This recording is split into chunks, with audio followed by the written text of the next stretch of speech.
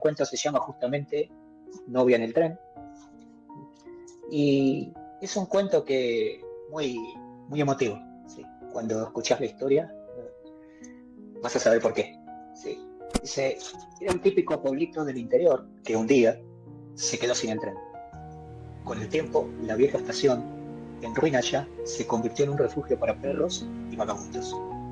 El pueblo agonizaba, se moría. Los jóvenes y los no tanto que llevaban el pan a sus casas tuvieron que irse de allí, ya que sus fuentes de trabajo fueron pulverizadas. Solo los más viejos quedaron como testigos de tiempos mejores que ya no eran más que un recuerdo, al igual que esa tragedia que los marcó para siempre a ellos y a todo el pueblo. Él había regresado hace un mes, aunque nadie ya lo reconoció, quizás por esa barba larga, su pelo enmarañado y su mirada perdida que lo habían transformado en uno más de esos vagabundos que pululaban por la estación. Pasaba sus días en el derruido banco de madera, mirándose las vías cubiertas de yuyos, como esperando algo, un milagro, quizás con una esperanza vaga, esperando que ocurriera algo, donde ya nada ocurría. Sus recuerdos lo llevaron atrás en el tiempo. Marcos era el hijo único de una familia de clase media del lugar. Sus padres, ya mayores y con mucho sacrificio, hicieron todo lo que estuvo a su alcance para que él saliera adelante en la vida. Al terminar el colegio, él se marchó a Buenos Aires desde ese mismo andén, de esa misma estación, no sin lágrimas propias y de sus padres y afectos que lo querían mucho, para estudiar medicina. El sacrificio valió la pena. Años después, obtuvo su título y decidió radicarse en Bahía Blanca para estar más cerca del pueblo de sus padres. Trabajando en el hospital de esa ciudad, conoció a Camila, una hermosa y joven médica que provenía de un pueblo vecino al de Marcos. Se enamoraron y después de un breve noviazgo de 3 meses, decidieron casarse. Fijaron lugar y fecha. La boda sería en la iglesia del pueblo del novio.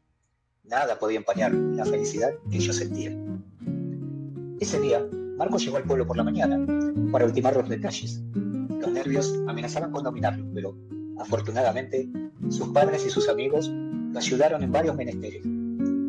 Camila, desde su pueblo, quedaba solo a media hora en auto por la ruta, por donde ella vendría, y a 15 minutos por ferrocarril. Con todas sus ilusiones, llegaría un rato antes de la ceremonia, ya cambiada, e iría directamente para la iglesia. Había llegado el gran momento. Una multitud. El joven era tan querido en el pueblo que muchos quisieron acompañarlo en ese gran paso que iba a dar. Abarrotó la iglesia ese día, esperando junto el novio la llegada de la novia. Aparentemente, la joven se haría esperar, ya que transcurrieron 30 minutos desde la hora fijada para la iniciación de la ceremonia, y la novia no llegaba aún. Fue así que alcanzaron a llegar algunos curiosos más al casamiento. Y ahí sí pudo decirse que en la iglesia ya no cabía ni un alfiler. Prácticamente todo el pueblo estaba allí. Pasó media hora más, y otra media hora. La muchedumbre estaba impaciente, y, a esa altura, Marcos estaba hecho todo un manojo de nervios. ¿Acaso era posible que Camila se hubiese arrepentido? Le había jurado que lo amaba, y que lo amaría toda la vida. La idea de la fecha prácticamente le había pertenecido. Ahora, el sueño parecía a punto de derrumbarse como un castillo de naipes. El miedo había ganado a Marcos, y el desasosiego y la incertidumbre habían ganado a la concurrencia, en general. Marcos quería ir a buscarla, y que confesase el motivo por el cual cambió de idea. Sea cual fuere, pero ¿y si Camila entraba justo por esa puerta en aquel instante? Y justo en ese momento se abrió la puerta, y un chico entró corriendo, se acercó y le dijo algo al oído al joven médico. Un grito desgarrador salió de sus entrañas, llenando el recinto, para luego salir corriendo de la iglesia y perderse en medio de la desesperación y la locura que comenzaba a apoderarse de él, siendo esa la última vez que se lo vio. Más tarde, todos comenzaron a conocer los detalles de lo que había pasado. El auto en el que venía Camila y sus padres había sido arrollado por el tren a la entrada del pueblo, y no hubo sobrevivientes. La tristeza inundó el pueblo desde ese día, acentuada en breve tiempo con el cierre del ramal ferroviario.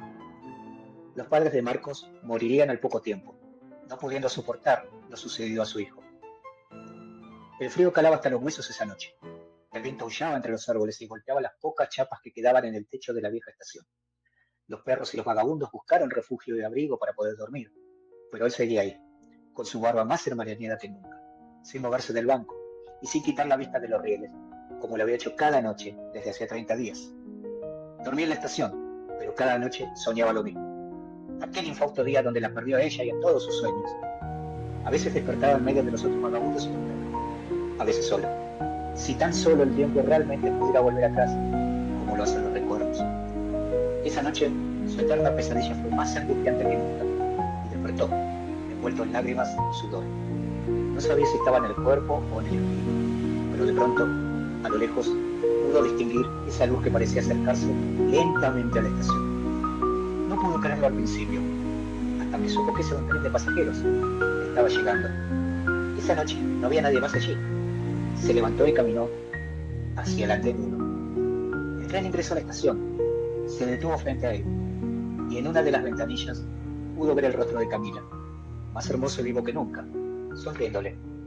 Sin dudarlo, y entre lágrimas de felicidad ahora, Marcos subió al tren, y este, al silbato de la locomotora, dejó la vieja estación, perdiéndose en la profundidad de la noche.